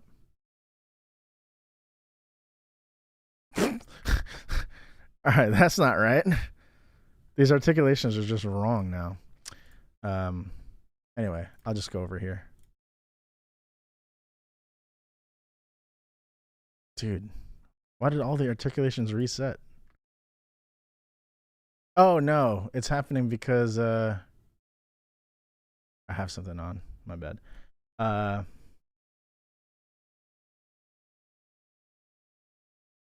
they found mid pick repair instead of smell of pick repair is crazy. Oh, I appreciate that. I'm very proud of that.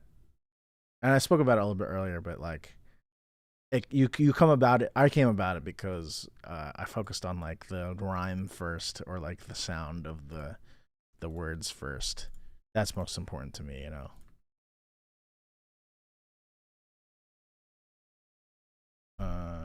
before I do that, I need to undo something.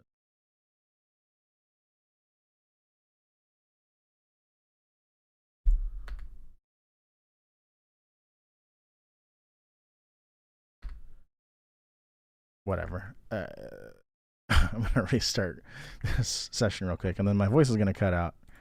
My voice is gonna cut out any minute. Is it cut out? No, it's not. What if I do this? Is it gonna cut out? No, it hasn't cut out. Okay. I just restarted Logic. Um, the prog rock method of sound over meeting, 100%. I mean, that's how you write. That's how I write these. Um, you meant to put can't half of Can't Buy a Throne S tier. I get that. You've probably seen my Steal the tier list video. I like Seabat, but I'm not like the biggest fan of it. You know what I mean? Like I'm a little. I'm not that I'm indifferent about it. I mean, I like all the Steely Dan, of course. I love all the Steely Dan. It doesn't include Dirty Work though, so you're valid. You're valid. You're twin. Yeah, there you go. You're twin. Yes.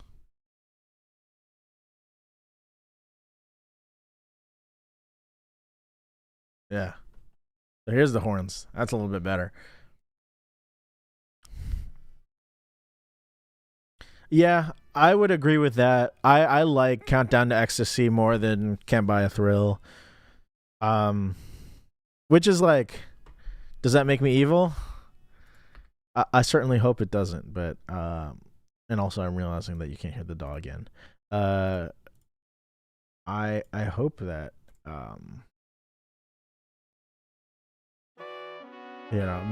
me not liking Can't Buy a Thrill as much is thank you. I'm hopefully there's now horns that you hear. Dirty Work is B tier for you. I think now. So I'm working on like a review of Can't Buy a Thrill right now, and after like actually like re-listening to it and dissecting it and taking it for what it is. Also the horns are just cutting out. I guess it's so weird. The horns just don't want to output right. Um, I'm moving it up to B tier. I think it's better than I gave it flack for, but not that much better.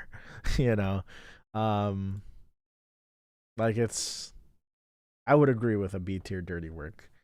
These days, I would agree with a B tier dirty work. Yeah, in that full review when I finish it, I do explain my reasoning a little bit more tactfully. But yeah, CTE Mogs. Your favorite Steely Dan song is the Fez. That's a valid song to be your favorite. You know, it wouldn't be my favorite, but it would be up there for me for sure. Like I'm not, I wouldn't disagree with that. I wouldn't disagree with that at all. Let's listen to this part though. Yes. And the writing on this is just genius. I mean, it's like arranged for flugel, two tenors, and a trombone. That's such a strange, you know, combo. Strange in the context of like jazz arranging. Like you don't really see that as like your ensemble, but like it works for this song.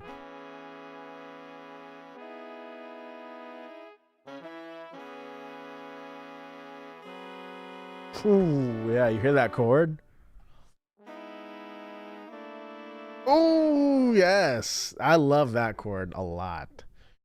This like with the super, it's super crunchy. You know, it's great because in the context it sounds like Yes, I'll match him trim for trim now. yes. I'll match him trim for trim now. Yes.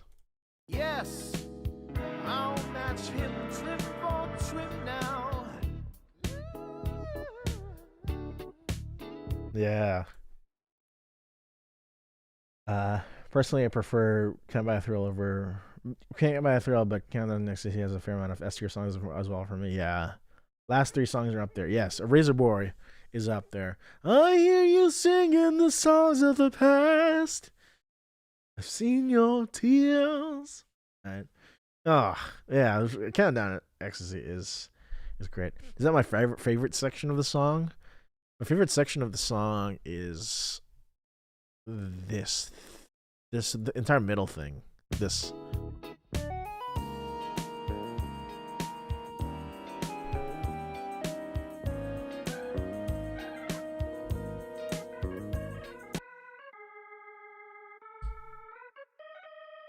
a little bit of that, right? That whole section into the solo, and then the ending. That's my favorite part. So basically, 3/5 of the latter 3/5 of the song is my favorite part of the song. It's kind of like how I in that tier list video I made, like I put pretty much all of Gaucho in S and almost all of Asia in S, and almost all of Royal Scam in S too. Like pretty much like half of their discography is up there. I should also update that video because like I have a much more informed opinion on like 2000s Steely Dan, which like I do really like. I will say, you know, um,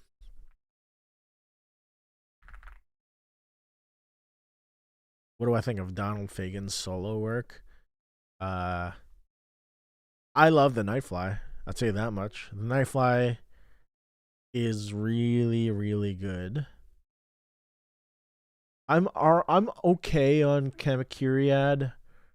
Uh,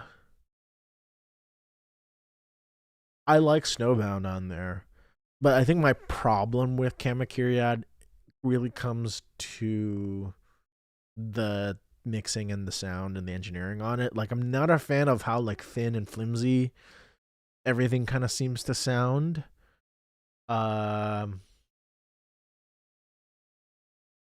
Cleo, you and NL both were disrespectful of his kids way too much. Is one of the highlights on Countdown. Uh, I'm not gonna disagree because I think it is really good. I don't think Showbiz Kids is bad, but for like what Steely Dan is about, it kind of like it's a very like this kind of song. It's very flat, whereas like there are other moments on that record that are much more like up and down. Um, but I wouldn't turn it off. I'll tell you that much. Because they got the Steely Dan T-shirts. And you know what? You got the coupe de cry. Oh, honey, let me tell you. And because I mean, it's more of a vibe song for sure. You know, if I'm feeling like I want to vibe out for what is it, like five, six kids is, yeah, the Steely Dan t-shirts. Yeah, I mean, like you just can't, I don't hate the song. I don't hate the song at all. I don't know what I gave it in that video because I really don't remember what I gave Show These Kids in the video. But I would give it A. If I gave it anything less than an A, then my opinion on it has clearly changed. Maybe a high B. I would give it a high B. At the Guns Affair. Right? What else does he say in that friggin' second from the bottom? That can't be right. What was I on?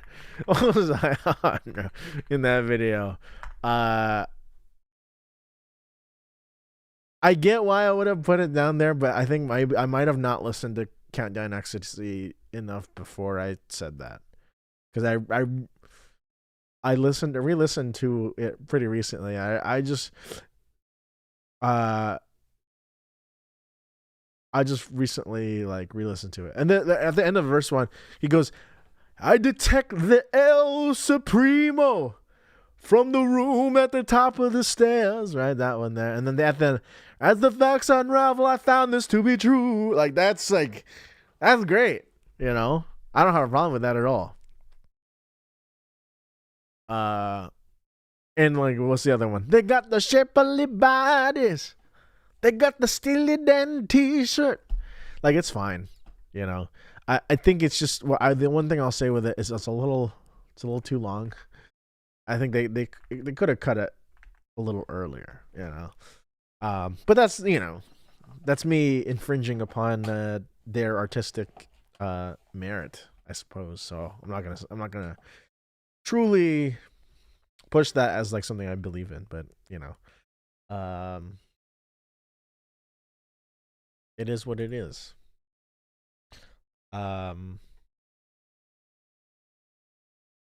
tell you, I reevaluated it, and I like it. I like Showbiz Kids. There's just elements of it I'm not like super big on, but hey, I like Countdown to Ecstasy. It's a great album. Now it's no My Old School. I'm off the hook for now. It's okay. It's no My Old School. It's no Your Gold Teeth. It's no Pearl of the Quarter. But it's up there. It's no Bodhisattva. I mean, not a lot of songs are like Bodhisattva, you know what I mean? I hated the Lost Wages backup. Well, it was at first, but it makes the song, to be honest, the Quartus. Yeah. I didn't like how repetitive it was. I think when I first started to listen to it, but which is why I think I was a little sour on it. But revisiting it, I'm like, that's probably what they're going for. That's probably like their, what it's all about. So like, I get it, and I don't mind that at all. Countdown to Ecstasy, more like chronic traumatic encephalopathy. I was trying to remember what CTE stood, like what the medical CTE stood for earlier, but I don't think I've ever learned it until now. So I wasn't able to like recall it instantly as like a ding. Can you show me the op destroying amp? The clip of John Hamm dancing? Can you show me Betty Getba? Betty Getba? Yes. You get it. You understand me. You know what it's all about. That's what I'm saying. That's what I'm talking about. Anyways, that's pretty much like that's pretty much all of my Rival's Guts rearranged. I mean, like that's kind of it. Which is it's a very simple song. My Rival, at the end of the day, is one of their. You can think about it when you listen to an album. You can think about it almost in like each song has a budget. This is one of their lower budget songs, but it's not necessarily a bad. That's not a bad thing. Um, you know, well, I shouldn't say that about an album like Gaucho. They spent a lot of money on it, but in terms of the elements that they pulled out, of like how much of it is a real players, how much of it is like a synthesizer versus horns. This is definitely not as expensive as a track like Babylon Sisters. Gaucho sounds really expensive to me.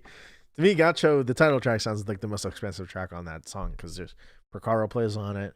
Uh, piano and it's expensive for another reason, of course.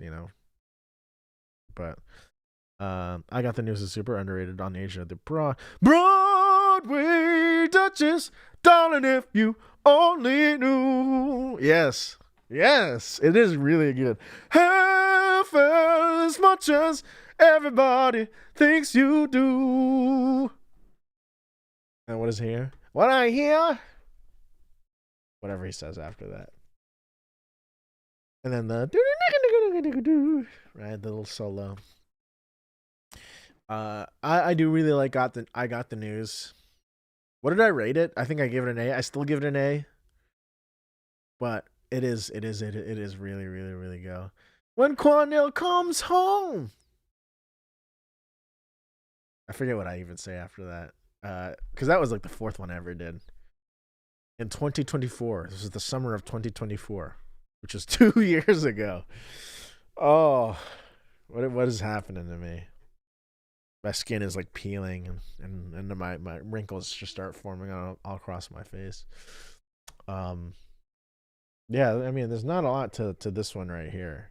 And let me tell you, I Got the News is kind of like one of the cheaper songs in terms of budget on Asia, which is like not a bad thing. Once again, same with A Home at Last. I feel like people kind of sleep on the last three tracks on Asia. That's true. People do. Which I don't get because I really I've said this before. Like I really don't get the Home at Last slander. Which I mean, if you went and saw the Odyssey in IMAX 70, like you gotta go home and listen to Home at Last, their best reggae cut. I can see what you mean by the reggae thing. Yeah. He's got like a swing because he's got like Purdy on it. And he's doing like he's not doing what he does on Royal Scam, which has a lot of the reggae feels on it, but it's it's got to the touch, you know what I mean? I see what you're going for there. Home at Last is just like really, really, really good. Home at Last is if you're seeing the Odyssey in IMAX 70, you gotta go home and listen to Home at Last. Who wrote that Tired Sea song? You know what I'm saying? Josie's like the Philadelphia Eagles song before they won the Super Bowl. Yeah. Okay, I see what you're saying. It's kind of like an underdog story. Yeah. Yeah, I really like Josie. Yeah, sports trophy. When Josie comes home, so good. It's the second best song based on the Odyssey. I don't know any other songs based on the Odyssey. I'm gonna keep it a buck with you, Chief. I don't know. That's the only song I know that is like has Odysseic themes, right? Homeric themes. Yeah, Josie is unbelievable. More News from Nowhere by Nick Cave and the Bad Seeds. I'll have to look into that one. I've heard of this. I've heard pray tell of these people, but not people are just who's blowing up my phone. People, yeah. I've heard pray tell of Nick Cave. I'll have to check that out. Yeah, Josie is just. I mean, the last three tracks on Asia. People sleep on the second side of Asia in general. I think because side two of Asia has Peg, and then I think people just kind of like leave after Peg, which is like unfortunate. You know what I mean? Home at Last, I Got the News, and Josie are just I mean, like you need that. You need those on the record. Um, especially Josie. I mean, like Josie's so good, so good. She's the pride of the neighborhood. She's the raw flame, a live wire. She prays like a Roman with her eyes on fire. Oh. Yes, yes. Josie's so good. But these days, too many people are saying, when Josie comes home, so bad. You're like, what? She's the best that we ever had. Oh, okay. You mean that kind of bad? Yeah. I thought you turned sour on me.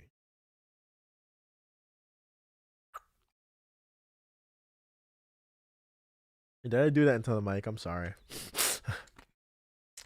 um, Josie's so good. You know. You wrote a parody of Josie about your friend's guinea pig. Your friend's guinea pig must also be named Josie. Is that am I correct in saying this?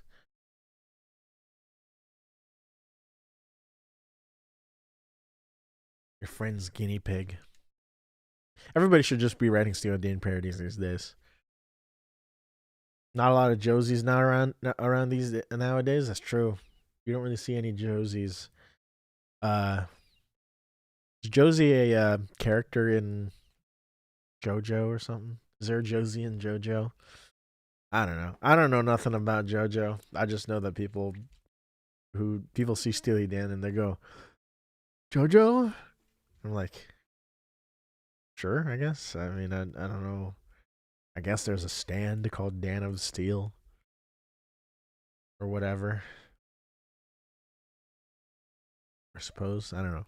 No, I mean, I'm not dissing the JoJo crowd, but I'm just saying like I don't know nothing about that. I play yacht rock, man. Am I the only one who prefers the accidental pitched up tracks on the later releases of CTE? Okay, so you're getting at something here that I have strong opinions on. I get why, and I will say some of the I have the original like pressing. No, maybe not like the original one, but I have like a cut. I have a vinyl from the I think it's first pressing. It's if it's not, it's same year pretty much that the record came out. And because I was trying to uncover, I bought the record mainly because I wanted to uncover this mystery of like, why is My Old School sped up on streaming, but on the Citizen Dan or Citizen Steely Dan, the compilation, nothing is sped up. Whereas like the standalone Can't Count Down to Ecstasy version, it is sped up. And it's like higher pitched. Apparently on the original vinyl record, they were like sped up. And like my thing was not my thing is not tuned. My thing is tuned. My actual turntable is like tuned. It's not an issue because all the other ones were playing normal 440, like an A. Whereas the actual speed, when it's a normal speed, it is pitched up higher. So that leads me to believe like the original intention of the record was probably for the tracks to be pitched up a little bit. Like the new Bernie Grundman mastering is like that, which is what confused me because I'm not used to hearing Countdown to Ecstasy like that. I'm used to hearing Countdown to Ecstasy as it sounds on the whatever is either a previous remaster or in these days more what it sounds like on the Citizen Steely Dan box set and the original CD press that I have, because that's what I listen to when I'm listening to like Countdown to Ecstasy. I listen to my CD rip on my Jellyfin server, because they're all FLACs on there, and I would rather listen to. If I'm out on the road, I don't want to bring all my CDs in my car. I want to just be able to stream them on my phone.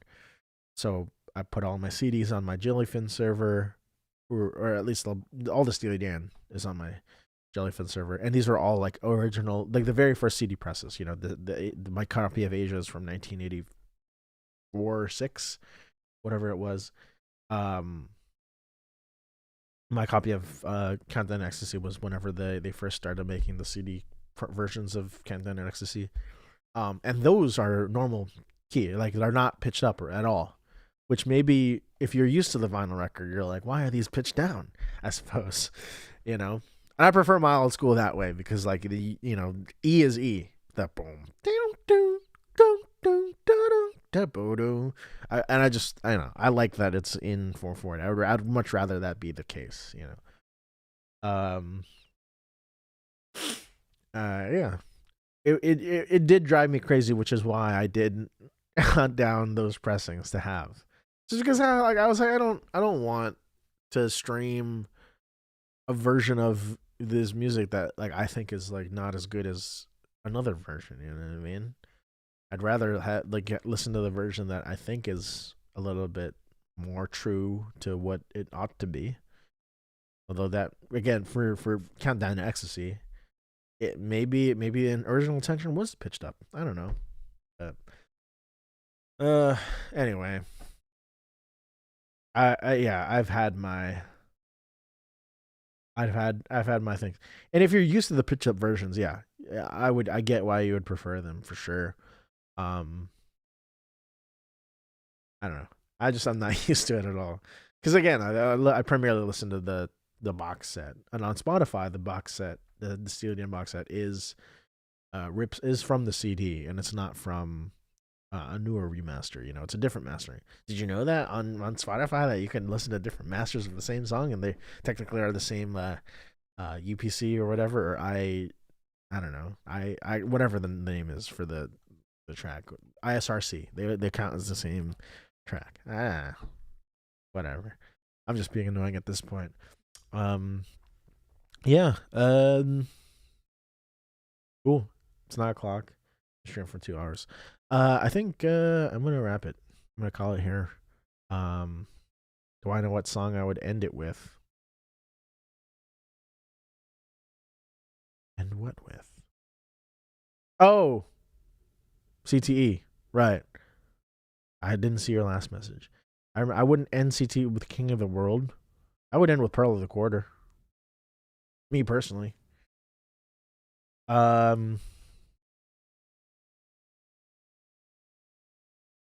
Like I would swap King of the World and Pearl of the Quarter. But that's like again, that's me overstepping. Like I'm not trying to tread over the original vision, but I just feel like Pearl of the Quarter has like more of a feels more like an ending. You know what I mean? Especially the you know that stuff. It feels definitely more of like a nicer ending to it. You know what I mean? That is what I would do. But nonetheless, I trust Don and Walt. They're my goats. So, but anyway, it is it's a good sequence. I don't hate it. I think that was just what I was feeling when I made that video. But I'll take it for what it is. I'm not gonna complain. I'm never gonna make a playlist where I like resequence everything. I think that's sacrilege. I'm not doing that. But I think Pearl is good as a penultimate track as well. I think I just have a different like way that I like to end albums. You know what I mean? Like I like to end albums on like a big and slow thing. But I get it. Katie Lied could have ended with Any World. I don't disagree with that. I think Throwback the Little Ones is a little bit of a weird ending. I don't really like that one. Not that I don't like the song. I like the song, but it's. Did I intend that ice cream truck jingle to be so bittersweet? Is it bittersweet? Or is that like a joke on how ice cream often is like while ice cream is sweet, the nostalgia is bitter or whatever. Nonetheless, I did not intend for that. I just like had this if any of you were in the northern, or like were chatting at some point in the Northernlion Discord, like I made an offhanded comment. I was like, I had this idea. I just want to make a. What if the end came from an ice cream truck? And I just made that arrangement of only a fool would say that. There's a little melancholiness to it. I think it's me. I think that comes down to the fact that it's a very bare melody. It's very like stripped down. It's very much like uh there's only two voices, you know what I mean? And ice cream trucks, when they play their songs, usually their songs only are able to do two voices at once, and that's voices as in like two independent melodies. So one of them is playing like the bass line or like something akin to a bass line, like at least implying the harmony, implying the harmony, implying the actual chords, and the other one is playing the melody and sort of filling it in a little bit. But it was not like I didn't set it out to make that video and be like, hey, this is gonna be very sad. Um, I did not intend for that at all. But it's very, and that's an interesting read. I will. I appreciate that. I gotta think some more on that.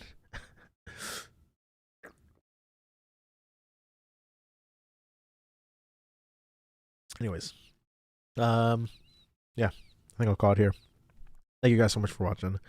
Um, I appreciate y'all coming and hanging out just to talk a little bit about my rival. I was very excited for this one.